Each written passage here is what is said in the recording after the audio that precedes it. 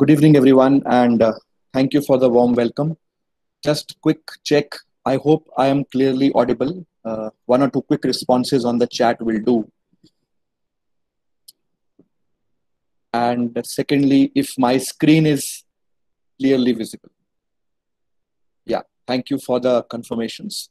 So, good evening, everyone, and welcome to the webinar. I hope each one of you is keeping safe and sound. And, these are some unprecedented, strange times. But as all adverse situations do, this time period has also given a lot of unique opportunities to us, and it's up to us how we make the best use of them. And although we'll be discussing a few of these things during the course of my presentation, but the world is completely changing, more so post COVID. And what we will do in this session is we'll take you through how you can prepare yourself for education abroad. What are the kind of options that you have? What are the kind of courses that you will be able to do? What would a university want to see in a prospective candidate? And how you prepare a strong application to convince the university that you are that candidate who should be in the classroom. So we'll be doing all this stuff, and of course we'll be taking questions also. So broadly, during the course of my session, I'll be stopping in between a couple of times, and at that time I'll be taking a few questions, and of course at the end also, if there are some questions to be answered, we'll do that. So my humble submission is that in case during the presentation you have some questions, please keep them with yourself till the time I pause specifically, and then I'll be very happy to answer the questions. And also, uh, I'll be taking a lot of stuff in the terms of how you can prepare. So, make sure that you ask me questions, you take up a lot of things that can add value to you. So, quick introduction to Jamboree. So, Jamboree is a 27-year-old organization, and since these 27 years, we train students in exams that are needed to go and study abroad. So we train students on GRE, GMAT, IELTS, and TOEFL. And also we work with the students to make strong applications for them so that they can be uh, accepted in the universities abroad. As of now, we are having 39 centers spread in 22 cities across 4 countries. And since these 27 years, this is the only domain of education into which we are. That's the only thing that we do. And therefore, the kind of expertise that we have is quite unparalleled. So that's a small introduction about Jamboree. You can visit our website to know more details. You'll find a lot of stuff there. So I will not take too much time introducing the organization. Let's go straight away into the session. So let's start off by asking a very, very basic question. A very basic question to all of you, that why would an Indian student want to go and study abroad? And if I can see a few answers to this question on the chat box. Why do you think an Indian student would want to go and study abroad? A quick few responses would be appreciated and would help me to take it forward. Yeah. So why do you think Indian students would want to go and study abroad? Opportunities, yes, to gain international exposure, right? What else? These two are very right points. Yeah. High pay, absolutely. Better research facilities, very right. Better academics, perfectly right, Pushpal. And all of you are or bang on. These are some very critical factors. So broadly, if you look at the reason, it would be quality of education, as you have said. So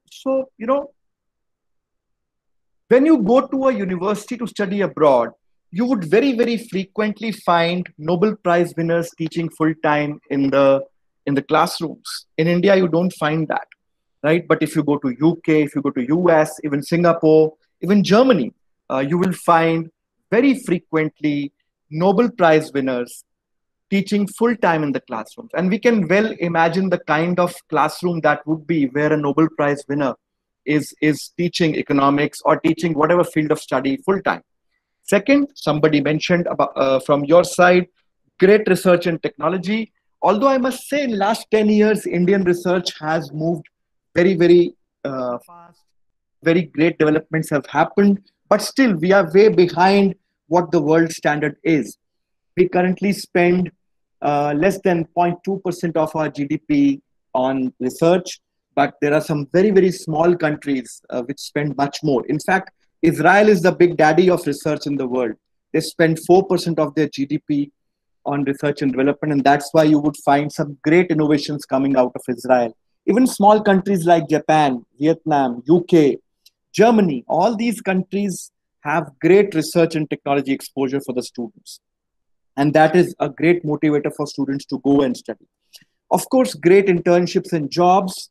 And, you know, nowadays, one more factor which has come into play is that whether a country is giving you opportunity to settle down further in that country. So PR, that means the permanent residency, is becoming one of the major factors.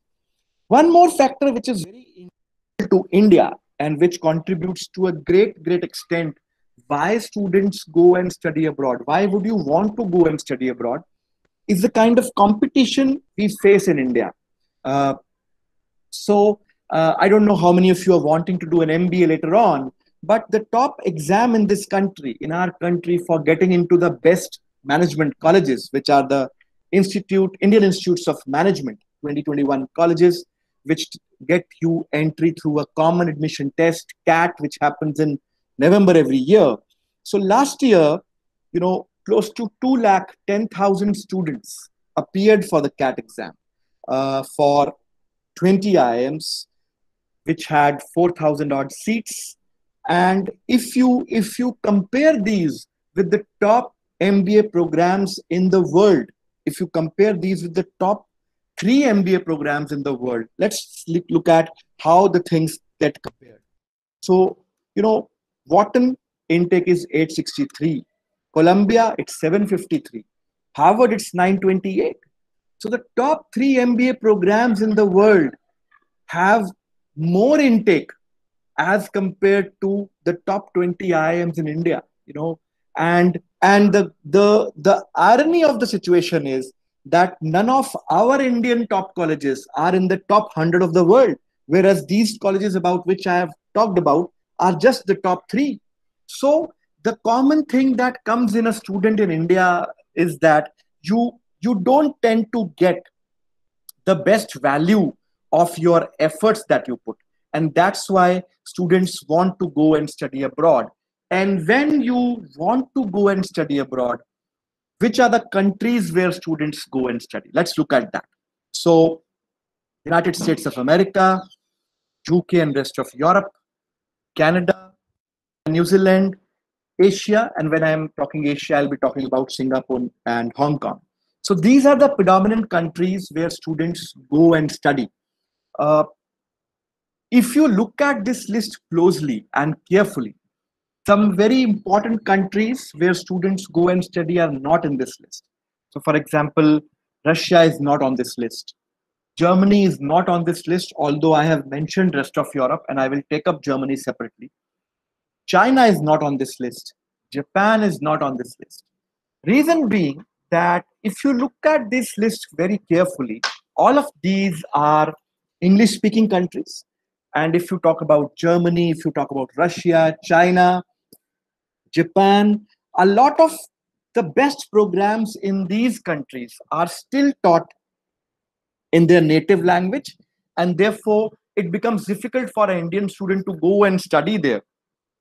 Although I must say, the situation is also changing very rapidly, especially in countries like Germany, and I'll cover Germany separately.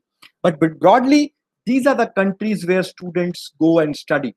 And USA in spite of whatever is happening, whatever is being said and done, still remains the number one country to go and study.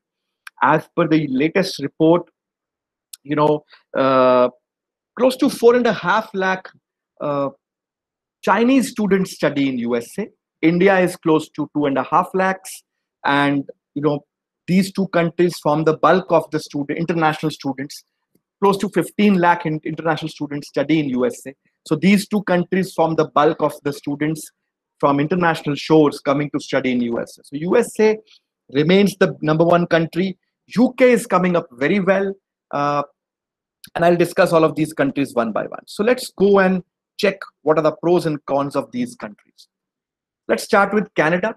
So I'm sure you all reading, you must be having conversations around this, that Canada is currently the most sought after destination. Reason being, Canada is extremely flexible in terms of the courses that it gives, the job opportunities are great, and most importantly, the PR, the permanent residence opportunities that the Canadian government is giving to the students and the working professionals who are coming from outside is actually the main driving force for why people want to come into Canada. So Canadian PR is very, very strong in the world. So that is driving people from across the globe to Canada. Having said that, there are some negative points also, although negative might not be the correct word, but still, for the want of a better word, there are only 4 to 5 great universities inside Canada. So there's the University of British Columbia, there's the University of Toronto, University of Ontario, there is the McGill, Alberta, McMaster's, and you can count these universities on your fingertips. Only 4 to 5 great colleges. And the predominant criteria for getting admissions into these colleges is your marks. They very, very closely look at what you have scored academically, and that forms a great basis for students getting into Canada. So your academic history, your academic strength, your scores form the very, very important weightage criteria for students who want to get into Canada. And that's why the competition into Canadian universities is becoming very, very cutthroat, right? So that's a broad synopsis about Canada. I'll have some more discussion about Canada later on in my presentation when I go into some, course specific things. Let's look at UK, rest of Europe. So traditionally, if you look at history, also UK has been the most prominent destination, and historical personalities have also gone to study in UK because you have great colleges like the Oxford, the Cambridge, London Business School, London School of Economics, Imperial College of London. All of these are in UK, and therefore people want to go and study in UK. Having said that, since last few years, UK has been continuously showing a downtrend in terms of the number of students going to UK and study. Primary reason was lack of scholarships, because any which ways pound is quite costly as compared to the Indian rupee, and in the absence of scholarships, it becomes more difficult for students to go and study. Also, one of the major problems and the challenges a student faces in Europe is the language issue. So if you go to Germany, if you go to other European countries, you need to have a very good working knowledge of the local language. So because if you want to go to Germany, you will not be able to succeed if you don't know German. In spite of getting into a program which might be taught in English language, you still need to have a great knowledge of German language if you want to get a job, if you want to network, if you want to get into the top projects. You need to know German language. So that's one challenge. And thirdly, the job opportunities in Europe are slightly iffy as of now. Europe historically also had a policy where they first prefer the students who belong to Eurozone, and only once they don't find anybody who belongs to Eurozone, then they look at the experts. You know, uh, Now with Brexit also looming large, although it is expected to go rather smoothly now because Boris Johnson has a favorable majority. But Brexit concerns are looming large over the job scenario. Any which ways, the job scenario in Europe was slightly different. So, still a lot of concerns around Europe. But UK has taken some very positive steps. That first thing that they have done is the post-study work visa earlier was only a few months, but now it has been extended to 2 years. So the number of students wanting to go into UK has already seen a positive upshoot trend now. So Europe will also stabilize slowly, but currently that's how Europe stands as of now. Singapore, Hong Kong, very competitive, great places to be, especially because they are very close to home, very economical as compared to studying in Europe or USA, and they also have great PRs. Currently, Hong Kong would not be preferred because Hong Kong is undergoing political turmoil. So we would not be advising anyone for Hong Kong for the next 2 or 3 years. But Singapore is a great place because two of the world's top 20 universities, the NUS and the NTU, are in Singapore, and the students across the world want to get into them, and therefore the competition is very, very cutthroat. And again, Singapore will also take admissions primarily and majorly through what you score in your academics. So Singapore is also very similar to Canada in that sense. In fact, more competitive as compared to Canada when it looks at academics. Australia, New Zealand, if you're wanting to go into hospitality related courses, hotel, travel, tourism, then Australia, New Zealand is a great place to be. In fact, the best courses in these fields are in Australia. Having said that, since some last few years, some good courses in engineering and accountancy and related courses and management have started to come up in universities like University of Monash, the University of New South Wales, Australian National University. So all these universities are reporting now good courses apart from these vocational type of courses, and therefore it would be a good thing to have Australia, New Zealand as one of the destinations in your kitty. But if you are looking at engineering programs or management programs, then don't keep it as the number one destination if you are looking at academically great programs, right?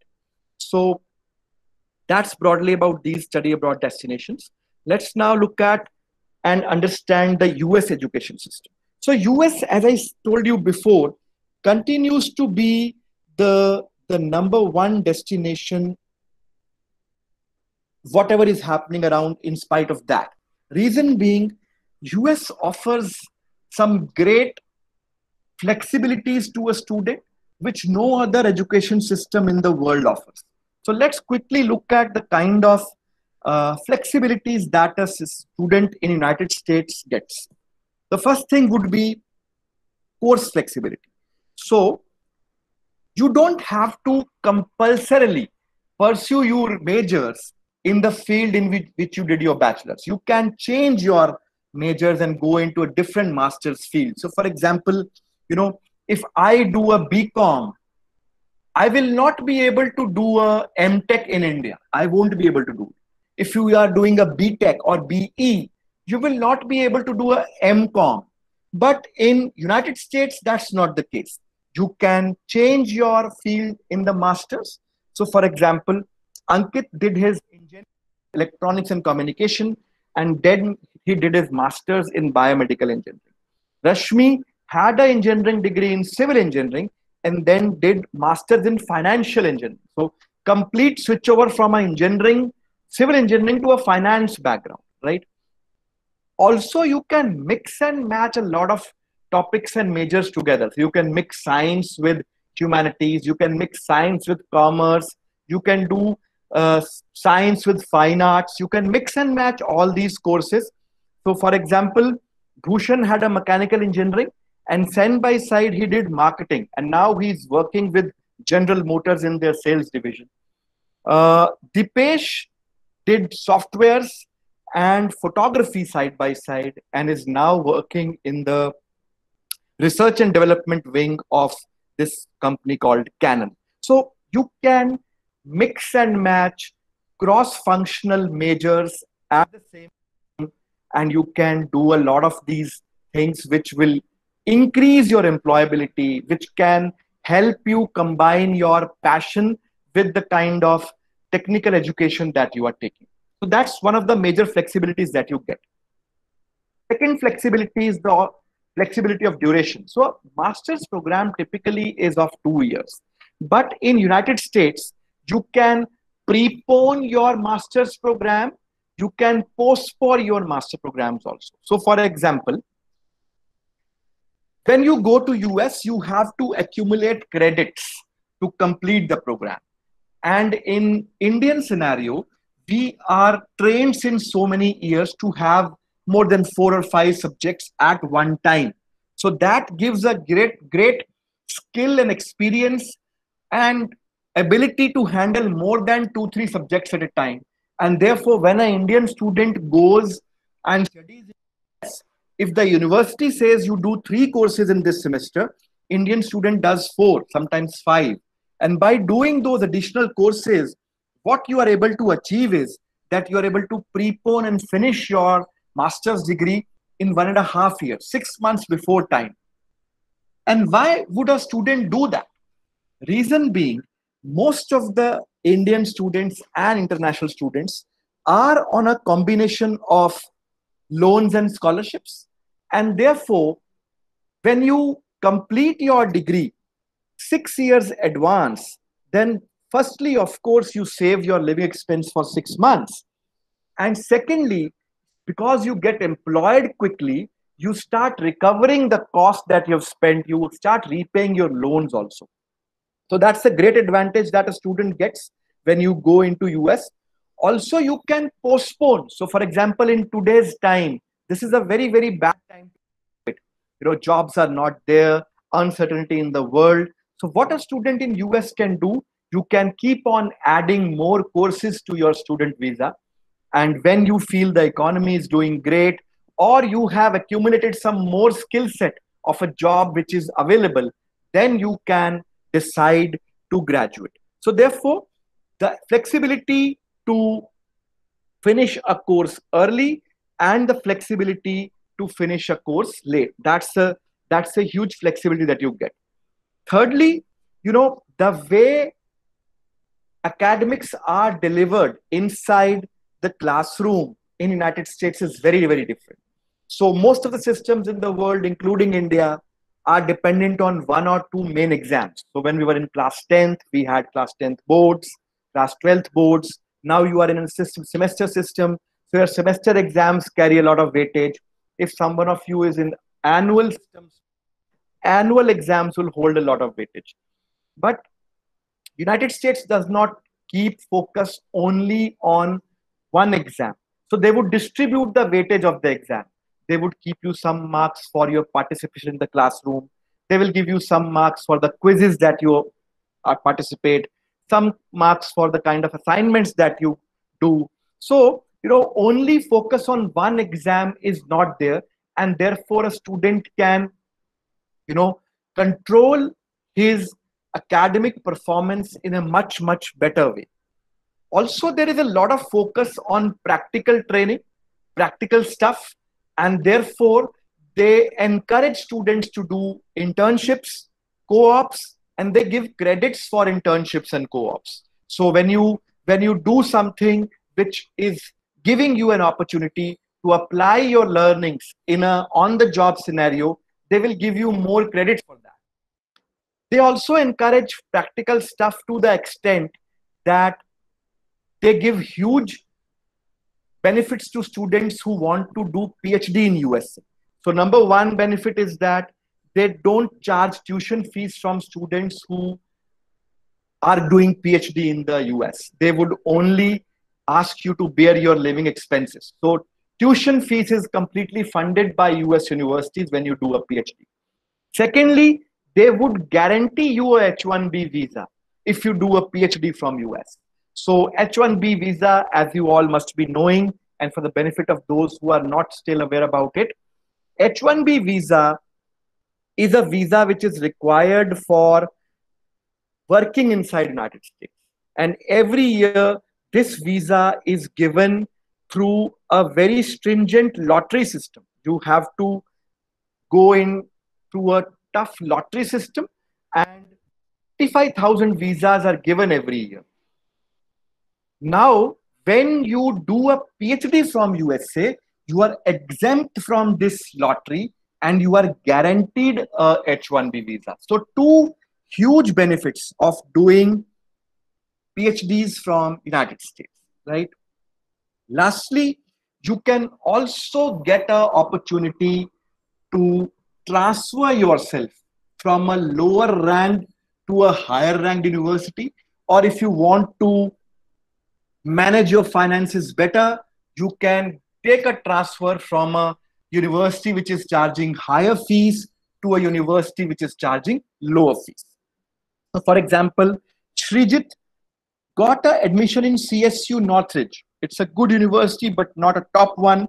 And after first semester, he got transferred to UCLA. UCLA is among the top universities in US.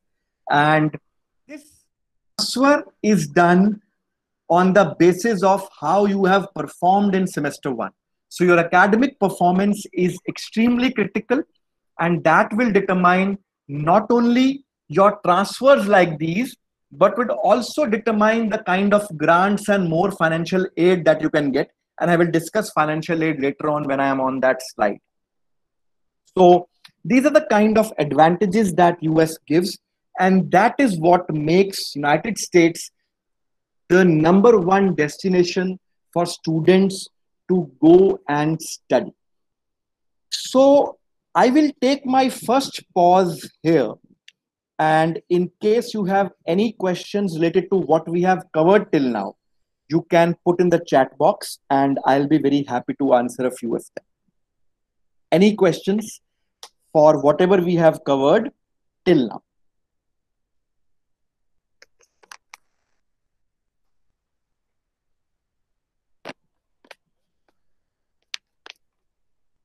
You can put your questions in the chat box and I'll be happy to take a few of those.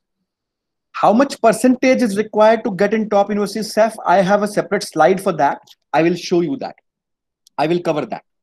The percentages and the kind of admissions criteria are the next part of my presentation. I'll cover that.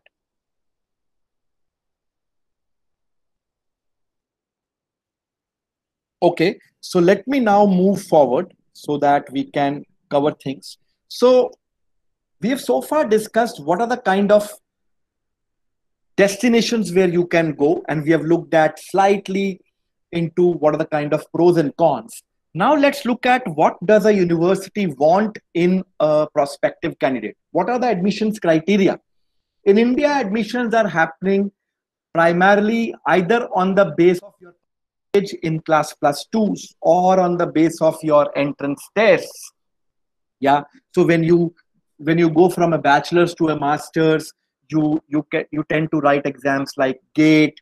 You tend to write some other exams which are competitive in nature, and quite a lot of places you also have to showcase your academic prowess by this. They look at your marks, but predominantly it's an exam that you need to give. So if you want to do MBA, you have to write CAT exam or some other exams like ZAT, MAT, all symbiosis, all these exams are there. If you want to do something in masters, GATE is the exam. There are some separate exams of some PSUs also that are happening. Railways has its own programs for engineers. Indian Engineering Services is a different exam. People who want to go into civil services, of course, have to write UPSC. So it's predominantly one exam which takes into consideration your performance. But when you go and you want to go abroad, then these are the things that the university will look at. So they will ask you to write an exam called GMAT or a GRE. And this is the list. I will discuss all these things in detail in my forthcoming slides. So, and we are not from a natively English speaking country. So we need to showcase our proficiency by appearing for the tests like TOEFL and IELTS. TOEFL, IELTS are English proficiency tests where they test your skills like English speaking, writing, reading, listening.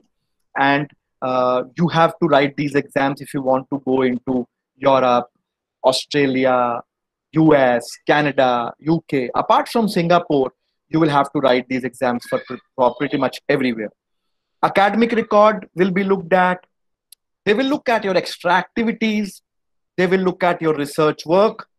They will look at what kind of internships do you have? Do you have experience? They will ask you to submit some letters of recommendation. Each university will want you to submit some statement of purpose or essays. Sometimes they're also called personal statements. And the top universities also take your interviews. So these are the criterias which will be looked at by a university abroad when they decide whether to give you admit or not to give you admit. And the important point to consider is that no single criteria out of these on its own can be good enough, can guarantee you a admit. So suppose you have a great academic record, it will still not guarantee you that you will get a place in a top university. Yes, it will make your profile better, but it will not guarantee you a top admit. If you score top scores in GRE, GMAT, yes, your profile becomes great. Yes, your applications becomes a great head, but it is not guaranteeing that you will be admitted for sure, because there are 5 other criterias or 6 other criterias which a university will look at. So no single criteria will be on its own able to get you admitted or get you rejected, right? So what is important is, and for an Indian student, this is a major pitfall, that we keep on focusing on only 2 things: a GRE or GMAT score and an academic score. We don't work, we don't put too much effort, we don't deep dive into the other criteria. And that is where, in spite of having potential to get into top universities, sometimes the students miss out on the admits because they have not invested sufficient time to get themselves prepared on the other criteria, right? So let's now look at each of these criterias one by one. What do you and what is required? So let's look a quick difference between a GMAT or a GRE. So GMAT, GRE, both are aptitude and reasoning exams. They can be taken anytime around the year, very unlike CAT or GATE, where they have specific dates. This is done 6 times a week, every day, 5 days a week, the exam happens, and you can take them any time when you are ready. And both of these are lengthy exams, close to 4 hours, 3.5 hours, and both are multiple choice in nature. And both of them will be testing your ability in quant and verbal mainly, but they also have a section called analytical and writing assessment, where you are given tasks to write.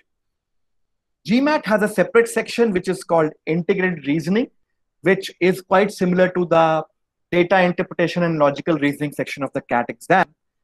And GMAT is predominantly for your business management programs, and GRE is mainly taken for MS and PhD, although now a lot of B schools are also accepting GRE scores. So broadly, the rule is that if you want to go into business side, GMAT should be the exam.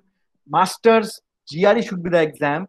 But there are many B schools now which are accepting GRE also. So we need to be mindful of that at the time of shortlisting of universities, that for which program, if a GRE score is being accepted, you can choose to do GRE. If a GMAT score is mandatory, you can choose to write GMAT. Both these exams, the scores are valid for 5 years, and therefore it is important to actually start early, write these exams early, and then give yourself sufficient time to prepare on the other criteria that are required, right? So that's predominantly GRE and GMAT. If you want, we can do a question. So let's do a question. If you can take a minute, that's a verbal question, and you can take a minute and write your options, your answer options in the chat box, and then we can see how we have solved it. So yeah, take a minute. Take a minute and then we will look at how to do about it. And put your answers in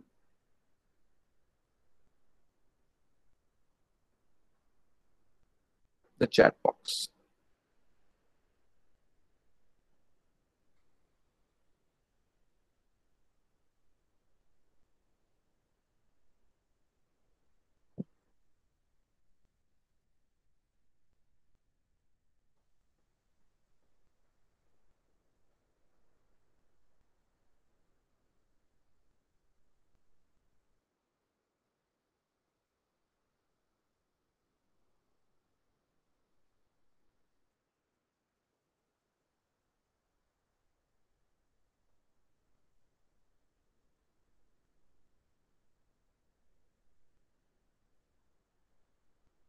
Okay. So can I have some answers in the chat box? Okay, I have got some responses. Karthik is saying D, Piyush C, Harsh D. Okay, a lot of you have said D. Some of you have said C. Okay, so thank you for the responses, and let's look at how this question has to be done. Let's look at how this has to be done. So, usually it will take only 5 seconds or maximum 7 seconds to do it. So they are asking you, what can you infer from the above? Leave the 3 lines which are written above. Leave the 3 lines. Focus on the word infer. Now, whenever this word is asked, and then they ask you what is inferred. Now, inference means what is the conclusion that you derive out of the passage. And conclusion not necessarily will be a fact. A fact can be a conclusion, but every conclusion might not be a fact. For example, if I go outside my house and look at the clouds, I can conclude that it will rain today. You can look at the same clouds and see and say that it will not rain today. So your conclusion or your inference is different from mine, and none of us might be true or false at the same time. So whenever you find a question when it says inference, without wasting any time, quickly look at the options and search for the option which mentions something which is not definite, right? So let's look at this. The first option says there will not be any cricket matches in Australia. Will not be. That means that's a definite thing. कि match नहीं होंगे, right? So that's not what we are looking at. At least some players were involved. Again, something definite. कि ये तो involved ही थे. Again, this is something definite. Cricket matches may have difficulty finding sponsors. May have. हो भी सकता है, नहीं भी हो सकता है. So it is not definite. And D, Australian cricket lovers will be disappointed with the players. Again, something which is disappointed. So inference में हमने ढूंढना ये है something which is not definite. So our answer will be option C. Option C is the option where we are not getting something definite. So that's how lots of tricks and techniques and strategies and how to identify which technique to be used in a particular question. That's what the GRE or GMAT preparation is all about, right? Let's quickly move on next. We talked about academic grades. Academic grades mean they will look at your bachelor's and beyond. They will not ask you questions about your class 10th and 12th. Your 10th and 12th marks will not be considered when you apply abroad. They will only look at your bachelor's degree. Then extra activities. This is very, very important when we are talking about a MBA or any business program. Extra activities are of greater weightage in a management or a B school program, because these activities give a clear-cut indication to the university about your overall holistic development and how likely are you to succeed in varying and different kind of activities. When you study abroad, you are in a cross-cultural, very, very diverse environment where people would be involved in lots of team activities, and therefore how likely are you to succeed in them? These extra activities give a clear cut indications to the university. Let's see what research work is. And research work is most important for students in a master's and a PhD application, lesser for a management application. Similarly, extra activities are of less importance in a master's application. And what do we mean by research? Any project that you do as a part of your curriculum, any internship that you do as a part of your curriculum, if you participate in a even departmental level or a university level symposium or a seminar where you presented paper, participating in the form of an audience is not counted. You need to present papers. That is what gives you a lot of weightage. Your industrial trainings, of course, and any kind of paper publishing or a participation in the events is important. So research work is very important for your master's application. It is the most important factor in scholarships as far as master's applications are concerned, and PhD applications also. PhD is all about research. So your research will become the most important component of the application when you apply for a PhD or a master's. It is of slightly lower weightage, as I told earlier, in a business management program. For business management, they will look at your extra activities more, right? Some more components of the application, as I said, they would ask you to write some essays or statement of purpose. So essays are all about you. You won't get any topic to write. ऐसा नहीं आएगा कि write an essay on nuclear disarmament or write an essay on climate change. No.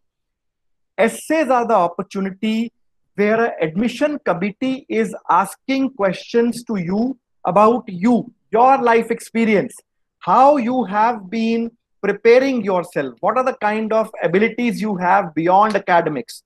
They will ask you questions about why do you want to do this course, why from that university, what makes you skilled enough to get into that course, right? Why did you choose that course? All these questions are going to be asked in SOP.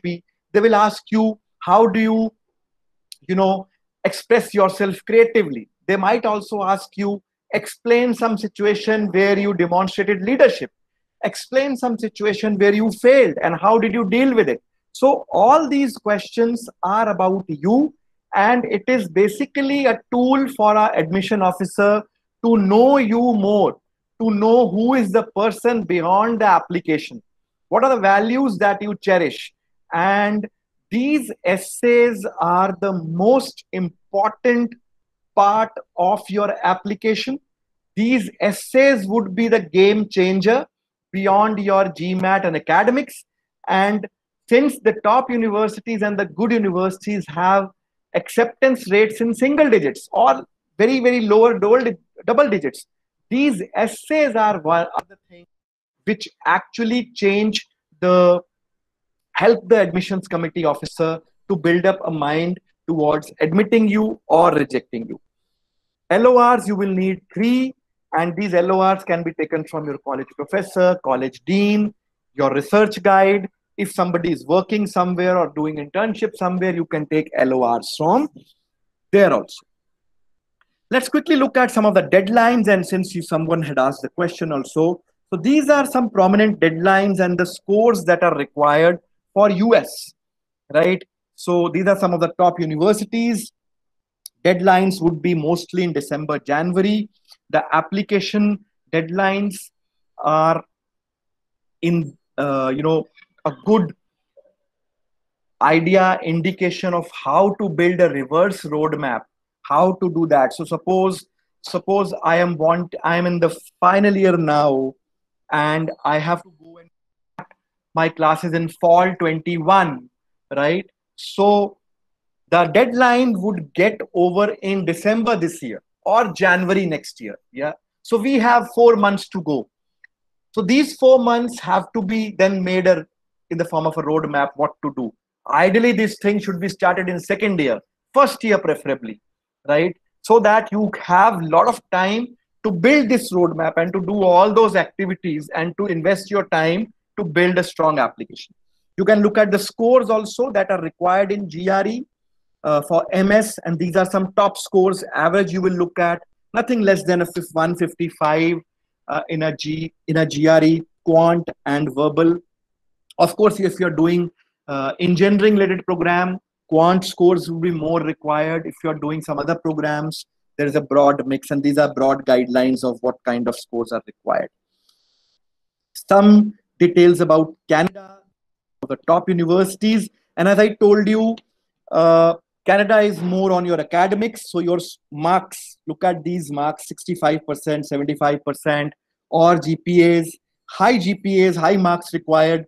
Some places you will not be required for a GRE, only marks would be required. And of course, there are some places where it is written GRE is recommended. When something is recommended, it is always a good idea to do that thing and send the score.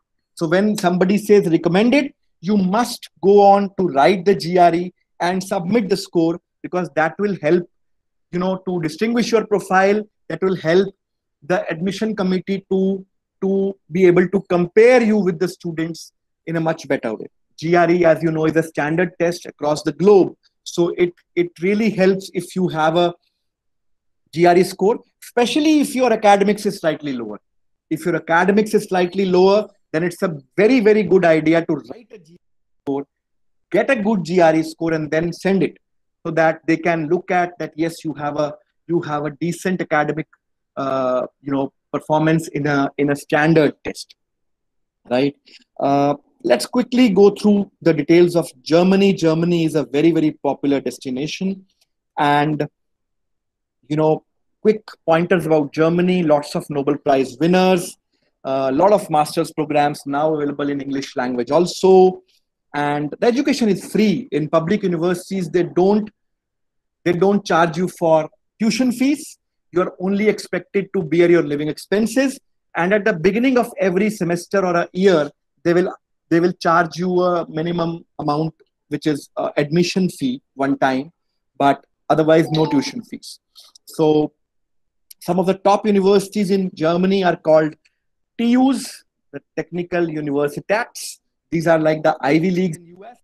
Very, very competitive, very, very competitive, extremely competitive. But these German education is very well known across the globe.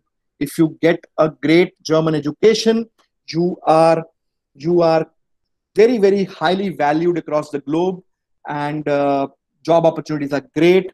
So some entry requirements, and you can again look at this is more competitive.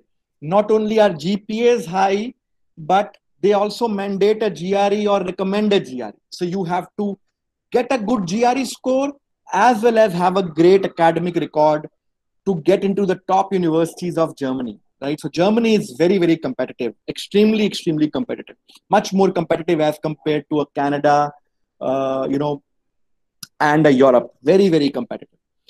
Let's look at Ireland, one of the countries in Eurozone which has come up very well, especially if you want to do something in computer science and IT, and also in fields like life sciences and biopharma. So Ireland is the biggest exporter of computers in the world. It's being developed as a second Silicon Valley, and the top IT companies have their European offices inside Ireland. And only country inside Eurozone after UK where English is the mode of communication. So that gives a unique advantage to Ireland. Some of the universities in Ireland are these top universities. These are really good ones, and you can have a quick look at these. These are well-known names, right? So again, I'll take a moment to pause here. Let's have one or two questions if you have anything to ask. There are some questions which are here. I'll already answer them. So minimum percentage required, I have already answered through my slides. You know, any concession of SC/ST students where we get scholarship for GRE abroad, I'm sorry, Akash, no such provision abroad, right? Abroad is purely on merit. Rahul, you have asked, there is not, yeah, you have written already. So please tell us about MBA. I'll cover MBA in my next presentation scenario. Don't worry, it's coming. MBA also. So not many questions here. Is PhD free in US? Yes, PhD is free in US. MS and PhD free in Germany.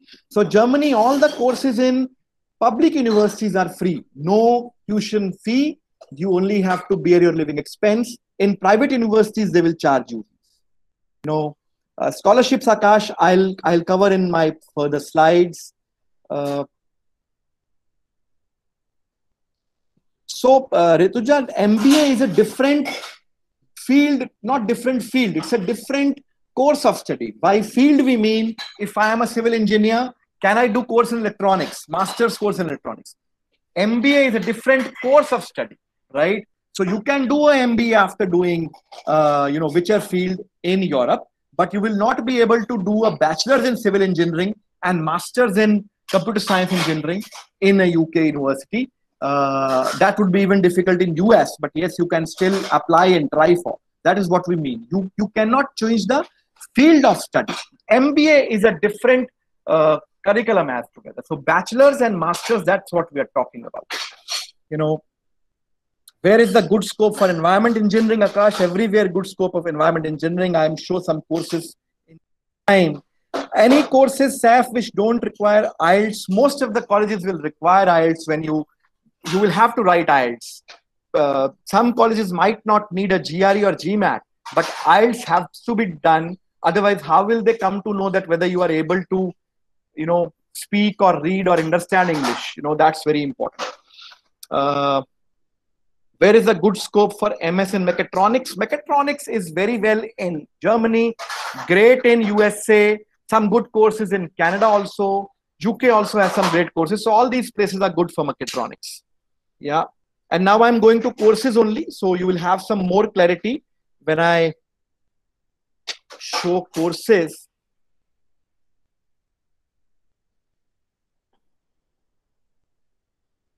So these are some courses for students in computer science. Yeah. Computer science engineering courses.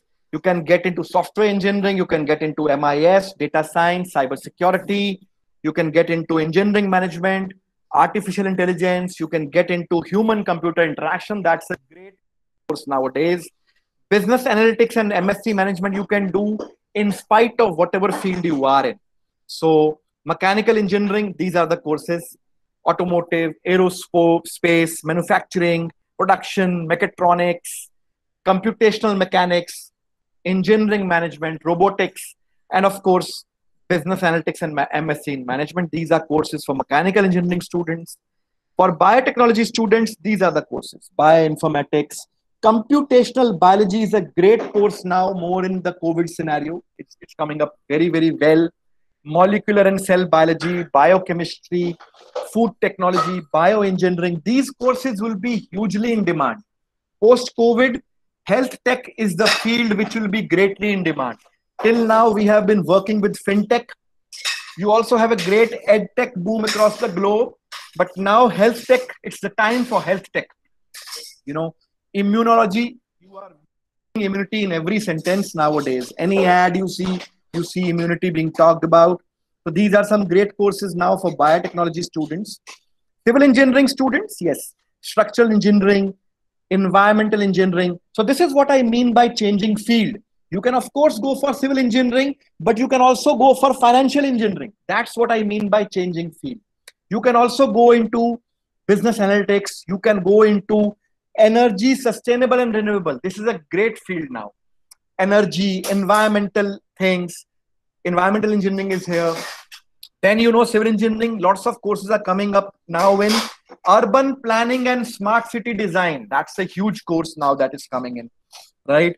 So these are some courses for civil engineering, and some courses which you can do in spite of your field. And now, although I have written in each of the slides, but still to do this, computational finance and financial engineering are where you use the tools of computing to solve problems of finance. Engineering management is for people who are engineers, technocrats by background, but want to go into management, technical management. Biomedical engineering, data science, and business analytics, we know are the buzzwords now. Environment, climate change is being talked everywhere. Operations research and manufacturing engineering, great programs.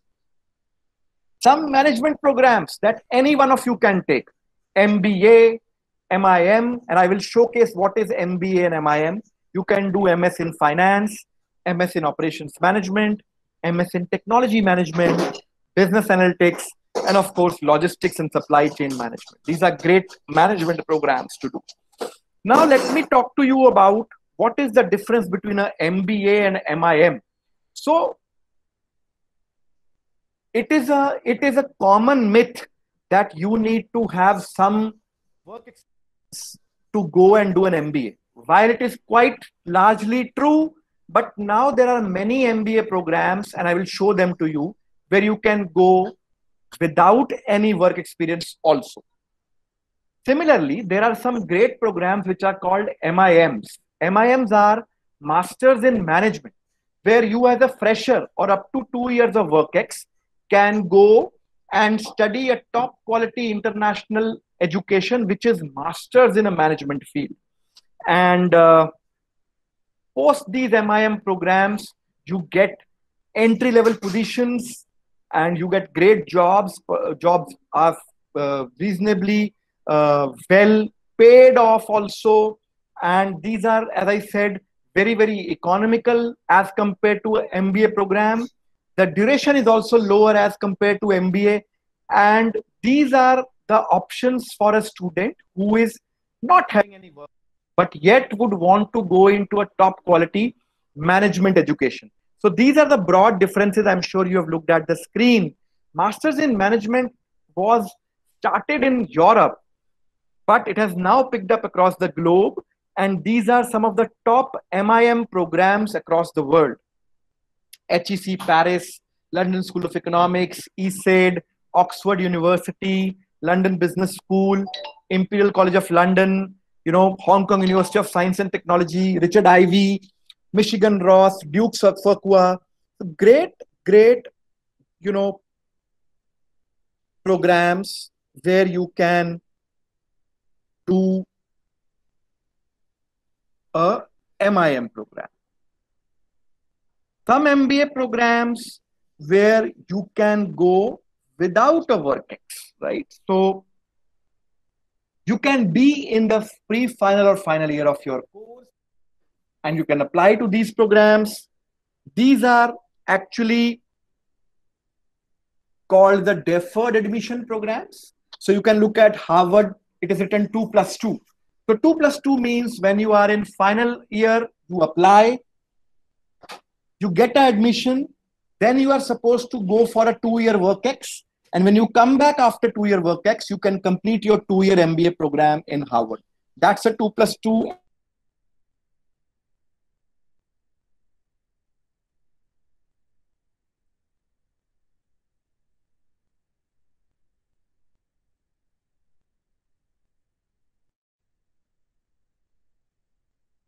Great options for students who want to go into MBA without a WorkX. And these programs are very competitive, would need a great GMAT score and a very, very strong profile to get into them. But these options are available. You can't get into an MBA without WorkX. So that is not the case now. Something which I want to tell is that STEM fields, science, technology, engineering, mathematics, these fields are greatly valued in the US. So usually what happens is, if I do a non-STEM program, suppose I do a MS in, let's say, a program in English literature, It is a non-STEM program, right? So after every course in US, I get a time period of 1 year. That means 12 months to be in the country and try and find a job. That's called OPT, optional practical training. I am doing a STEM course, then this OPT is increased to 3 years. So that means if I am doing a non-STEM course, my chances of H1B visa are only one, because my OPT is of 12 months, and in 12 months the H1B lottery is only done once. So मुझे एक chance मिलेगा to go through the H1B lottery. If I don't get a visa, I'll have to come back. But if I'm in a STEM course, I get to stay in US for 3 years, and therefore I get to appear for H1B lottery in 3 years, 3 times. And since 60% of H1B visas are given to Indians, you will have to be extremely, extremely unlucky as an Indian not to get a H1B visa in 3 years, right? So great opportunity for students, because US native population is only 30 to 40% STEM enabled. And as my graph is showing, now close to 7 out of 10 jobs in US are being created in STEM field. तो STEM की demand बहुत ज्यादा है, उनकी native population उसके लिए equipped नहीं है, so they need more people from outside, and that is why they are giving more OPT and more H1B chances to people who are from outside. And in fact, Trump made a great positive change. It's not being talked about, but he added to what Obama did. Obama made this change of 3 years OPT in 2015. And Trump in his 4 years has made a very, very positive change. It's not being talked about much, is that now every year, if you do a master's from US, then they give 16% more H1B visas to students who have done masters from US. So by doing that, they are giving 5,400 more H1B visas to students who have done masters from US. So very, very good opportunity to do great STEM programs and get great jobs in US. Some top STEM programs: you can do MS in finance, you can do MS in technology management, you can do MS in business analytics, you can do MS in logistics and supply chain management. And of course, now a lot of MBA programs have become STEM programs, and these are now available in all universities, especially the universities in US which are ranked 200 to 400. There is a huge competition in these universities to get great students. They're having some wonderful programs. And if you get through these universities, of course, if you get into top 100, nothing like it. But if you're able to get into 100 to 300 or even 100 to 400, you will be in for a great program inside a US university, because all of these universities are having some wonderful course options, right? And now let me look at how can you earn scholarships. Scholarships is a part of financial aid. So you get scholarships, you get grants, and you also get on-campus jobs and internships. So on-campus jobs and internships you get only on the basis of your first semester academic performance. Now scholarships are announced at the beginning of admission, right? And you don't have to do anything to get it. You just have to make a very, very strong application, and basis your merit, they will give you a scholarship. Grants are given you again on the basis of your performance in the academics and the overall performance. They keep on giving you grants. You need to apply for them when you are in the university. But assistantship, as the word says, you need to work for it. So you can get a teaching assistantship where you assist a teacher. You can get a research assistantship where you assist a research scholar. And most of the Indian students or international students end up getting research assistantships after doing their first semester. So it's not that when you reach USA, when you reach in a university, it's all party time. No, you need to keep on focusing hard, focusing great on your performance, both academic and not academic, so that you get chances of internships, you get chances of on the campus jobs, and you get chances of getting those assistantships. And these assistantships are very, very helpful in times they get combined with fee waivers. So what happens is that once US universities have two kind of fees. Some universities, some fees are for students who are domestic students. So there'll be, you know, uh, in-state fees, which is for people who are domestic to that country or that state. But for students like us who are from abroad, the fees is outstate. And usually this outstate fees is three to four times more than the in-state fees. So if for example the fees for a program is $10,000 for an in-state student, then for Indian student it would be close to $40,000. Now, when you get an assistantship on the basis of your strong academic performance, and let's say you get a research assistantship, then what they do is they, since you get that assistantship, they consider you employed by the university, and since they consider you employed by the university, you start getting treated as an in-state person. And when you start getting treated by as an in-state person, your fees automatically gets dropped. So for example, if the fees of your program was, let's say, $40,000, okay, and you went there on 50% scholarship, you went there on a 50% scholarship, so your fees, that means, was $20,000. You get an assistantship, you get treated as an in-state person, and the in-state fees was $10,000. So now instead of 20,000, you are paying $10,000. So your $10,000 have also been saved. So that's how you earn scholarships and grants. And as I told you earlier, 100% tuition fees waiver for PhD. So that's how you can earn scholarships. Lastly, before I end and take some questions, how does Jamboree help you? So Jamboree is into training of students, as I told you at the beginning. So we will give you complete solutions for your training of GRE or GMAT, your classroom training, and now we are doing online till the time classroom campuses don't open. So training with complete study material, online portal for testing, unlimited doubt clearing sessions. We will give you full length mock tests. We will give you a lot of webinars, which are not only for doubt clearing, but also for your application building. We will, of course, give you 1-year course validity. So you can keep on doing batches and classes till the time your 1-year validity gets over. And of course, we also work with students to build their applications. So we can work with you to do shortlisting for you of universities.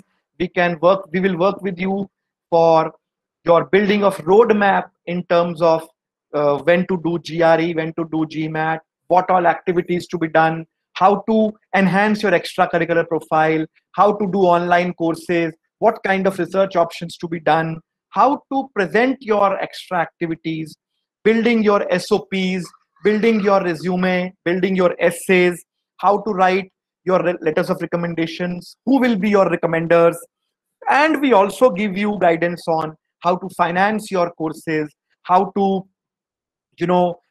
get visas. We will also work with you to submit these applications on time.